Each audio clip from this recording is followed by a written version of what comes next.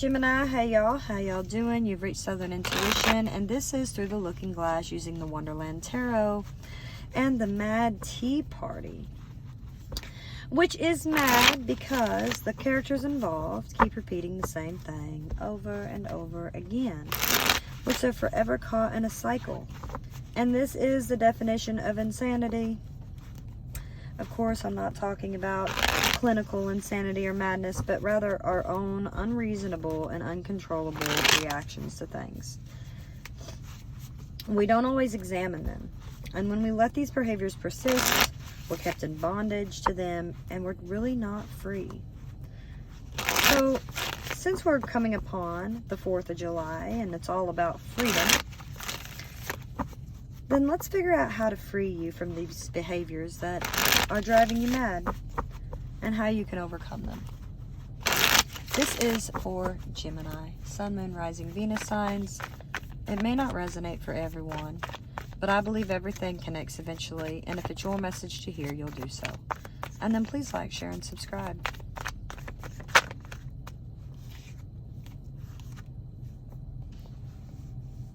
Oh, to start off our reading, we get that of the King of Pentacles. Okay, so there's some kind of authority figure here in your life that's driving you nuts. This is someone of stability. It could be your boss. Maybe your boss isn't being fair. Let's keep going. We have the 9 of Pentacles, the Hanged Man, the Queen of Wands, the Hierophant, the Moon, the Page of Pentacles, the Knight of Swords, the 4 of Wands, the Knight of Wands, the 6 of Cups. And of course, underneath it all, Gemini, we have Justice, which justice is when things haven't been very balanced, they will be. And we will read about the Justice energy as we look through the other cards.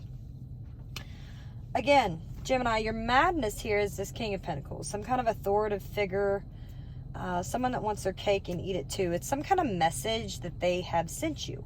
And I don't think it's a very fair message, and it's just driving you mad. And it might be because you thought that you was on your way to more independence. Maybe even you thought that you was getting a raise here. And you was even willing to take action to travel for this individual. And your reaction is, well, I don't have time for this. Now I have to figure out something completely different. Now it's just wait and play pretend. What do? You don't know. You're just like on a house of cards at the moment.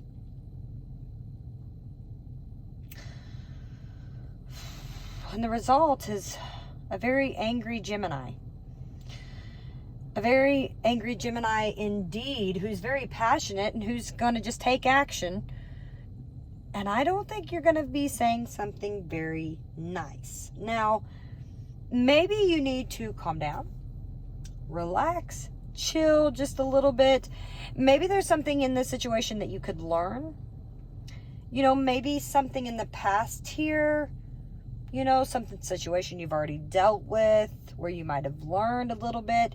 So look back into yourself just a little bit. Just take some time, chill out, look back into your situation, look back into the past and see what other things could have came into play for you.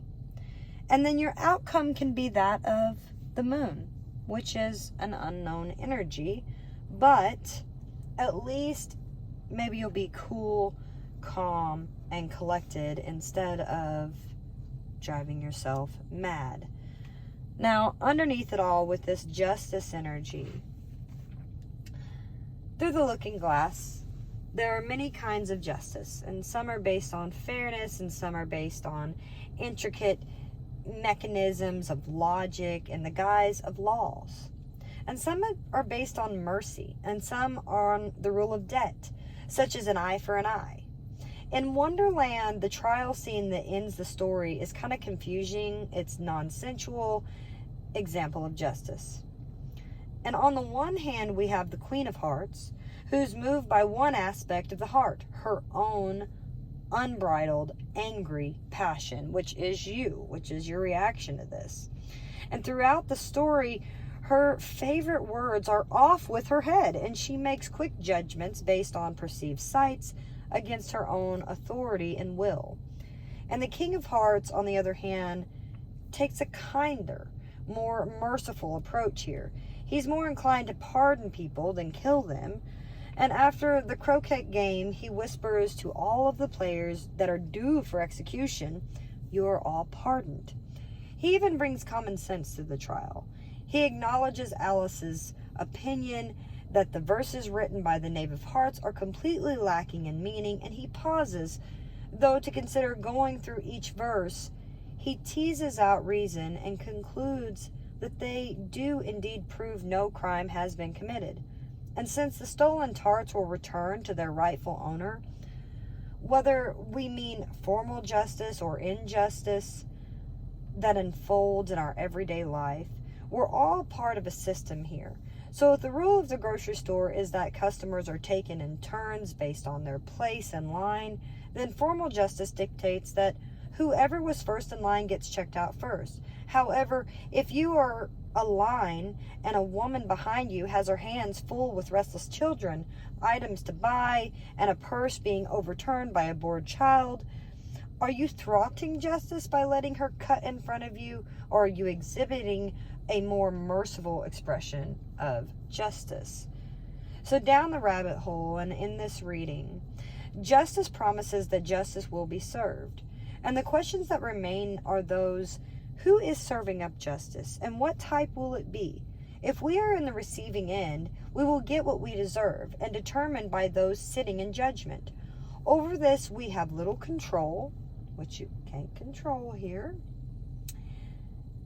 And although we can take a lesson from the king and make sure that facts are in order and clearly understood by all involved, if we are the ones sitting in judgment, we should note here that the justice card has a far more to do with judgment than the card named judgment.